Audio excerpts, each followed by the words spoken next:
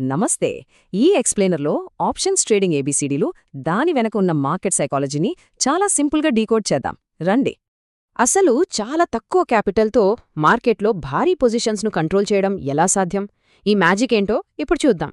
దీనికి main reason option premium. ఒక చిన్న ఫీజు కట్టి ఏకంగా ఒక పెద్ద షేర్ల లాట్నే మనం కంట్రోల్ చేయొచ్చు. క్యాష్ లేదా ఫ్యూచర్స్ మార్కెట్తో పోలిస్తే ఆప్షన్స్లో మనకు కావాల్సింది జస్ట్ ఆ చిన్న ప్రీమియం అమౌంట్ మాత్రమే. సూపర్ కదా! ఇది మీకు ఇంకా క్లియర్గా అర్థం కావాలంటే మనం రోజూ చూసే వెహికల్ ఇన్సూరెన్స్ ఎగ్జాంపుల్ తీసుకుందాం. ఆలోచించండి, 10 లక్షల విలువైన కార్కి ఓనర్ కేవలం 20,000 రూపాయలు మాత్రమే ప్రీమియంగా కడతాడు, అంతే కదా? ఇక్కడ కొనేవారికి రిస్క్ ఆ 20,000 వరకే లిమిట్. కాని అమ్మేవారికి అంటే ఇన్సూరెన్స్ కంపెనీకి అన్లిమిటెడ్ రిస్క్ ఉంటుంది. మరిక్కడో పెద్ద డౌట్ వస్తుంది. ఇంత చిన్న ప్రాఫిట్ కోసం ఆప్షన్ సెల్లర్స్ అంత అన్లిమిటెడ్ రిస్క్ ఎందుకు తీసుకుంటారు? ఎందుకంటే వాళ్ళు ప్రాబబిలిటీని నమ్ముతారు. చాలా వరకు పాలసీలు అసలు క్లెయిమ్ అవ్వవు అని ఆ పెద్ద పెద్ద సంస్థలకు తెలుసు.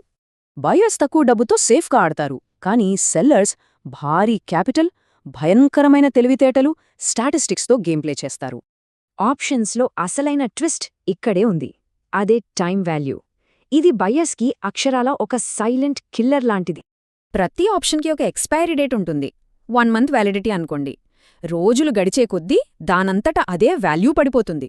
ఆప్షన్ లైఫ్ సైకిల్ ఎలా ఉంటుందంటే, ఫస్ట్ వీక్ బాల్యం, సెకండ్ వీక్ యౌవనం, లాస్ట్ వీక్స్ ఫాస్ట్గా చనిపోయే వృద్ధాప్యం. భయంకరమైన విషయమేంటంటే మార్కెట్ అసలు కదలకుండా సైలెంట్గా ఉన్నా సరే ఆప్షన్ ప్రీమియం వాల్యూ మెల్లగా జీరో అయిపోతుంది. అందుకే బెస్ట్ స్ట్రాటజీ ఏంటంటే టైమింగ్. ఆ యవ్వన దశలో ఎంటరయ్యి వృద్ధాప్యం రాకముందే ఫాస్ట్గా ఎగ్జిట్ అయిపోవాలి.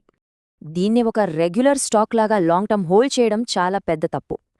నిమిషాల్లో క్యాపిటల్ మొత్తం వాషౌట్ అవుతుంది. మార్కెట్ డైరెక్షన్ను మీరు ఎంత పర్ఫెక్ట్గా ప్రిడిక్ట్ చేసినా సరే టైమింగ్ తప్పితే మాత్రం అంత వేస్ట్ అయిపోతుంది.